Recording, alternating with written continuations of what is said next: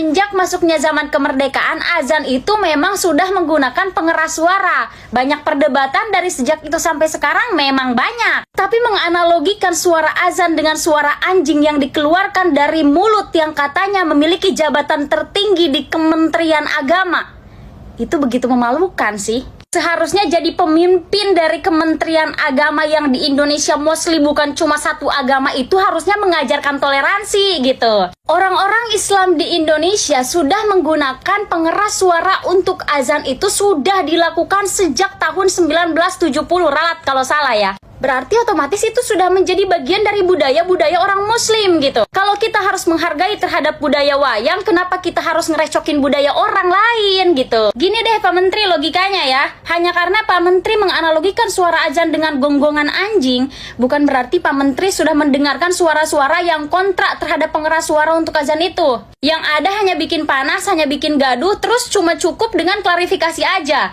Pak, Bapak itu dari mulai Kemenag katanya milik NU, hadiah untuk NU kemarin, klarifikasi udah tuh dimaafin. Dan sekarang menganalogikan suara azan dengan gonggongan anjing, Pak. Emang Bapak nggak punya staf untuk menuliskan pidato atau statement Bapak sebelum Bapak sampaikan ke halayak gitu, Pak? Dan lagian seseorang dijadikan pemimpin atau dijadikan menteri itu diyakini bahwa dia mumpuni di bidang itu gitu. Kalau cuman buat kesalahan klarifikasi, selain Bapak juga bisa jadi Kemenag. Terus kalau gitu spesialis Bapak sebagai Kemenag apa dong? Gak mungkin dong masyarakat memanggil Bapak memiliki spesialis yang cuma bikin kontroversi saja. Kalau cuma bikin kontroversi selesai itu mengklarifikasi atau minta maaf, jangan jadi Kementerian Agama, Pak. Jadi artis atau seleb aja. Itu yang bikin statement dengan menganalogikan suara azan dengan suara anjing.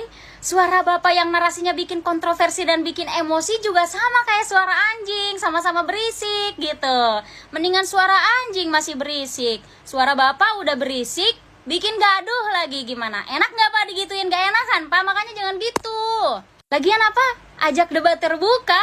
Mau diajak debat terbuka seperti apa? Komentar di akun Instagram pribadinya aja dibatasin. Jangankan mempertanggungjawabkan statementnya secara face to face di hadapan seluruh masyarakat Muslim Indonesia, menghadapi secara sosial media saja tidak berani, dihindari. Mostly people itu belajar dari kesalahan gitu. Ini Bapak udah pernah bikin narasi kontroversi kok nggak pernah belajar dari kesalahan gitu. Oke, dilihat dari videonya sepertinya beliau sudah menggebu-gebu membela bosnya seperti yang disampaikan oleh beliau. Berbicara tentang beliau, saya pernah menantang secara terbuka melalui IJS saya untuk mengkritisi Kemenag ini. Lalu beliau nge-DM saya dengan ini, izin ya bang, dan di akhir saya bilang oke itu menarik, tapi kalau abang sudah mengkritisi terkait Kemenag ini dan sampai sekarang tidak direspon.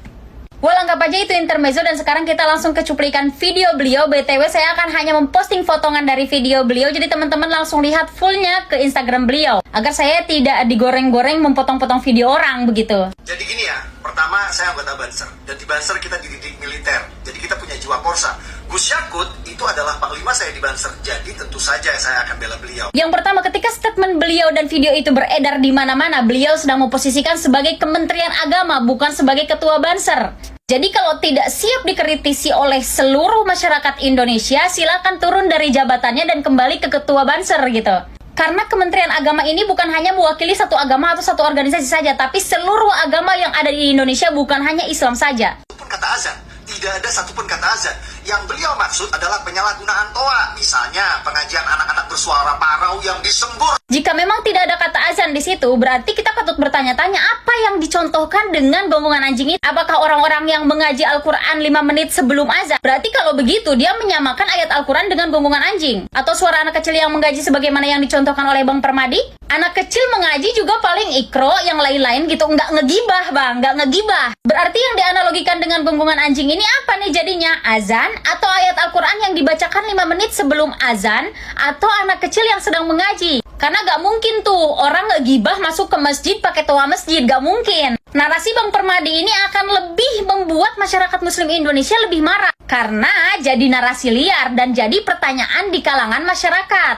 tidak sedang membandingkan suara azan dengan suara anjing menggonggong. Lalu siapa yang membandingkan suara azan dengan suara anjing menggonggong? Yaitulah musuh-musuh politik tadi. Narasi Bang Permadi seperti itu hanya akan membuat gaduh di Indonesia saja. Kenapa seakan-akan yang mengkritisi beliau itu hanya lawan politik saja? Padahal Indonesia ini bukan milik oposisi atau koalisi saja, tapi ada rakyat Indonesia di sini yang harus dipikirkan perasaannya, yang harus dipikirkan kepentingannya. Seperti video saya yang mengkritisi terkait Kemenag ini yang memang viral beberapa hari ini di beberapa sosial media. Saya bukan lawan politiknya Pak Menag, saya bukan orang pembenci Pak Menag, saya hanya menggunakan hak suara saya sebagai warga Indonesia untuk mengkritisi Kementerian Agama. Menjadi Kementerian Agama itu berarti mewakili seluruh masyarakat Indonesia, salah satunya saya. Maka saya berhak untuk mengkritisi ketika memang harus dikritisi. Dan satu lagi untuk Bang Permadi, tolong disampaikan kepada Banser atau kepada LBH Banser untuk disampaikan, tidak perlulah melaporkan balik Bang Suryo.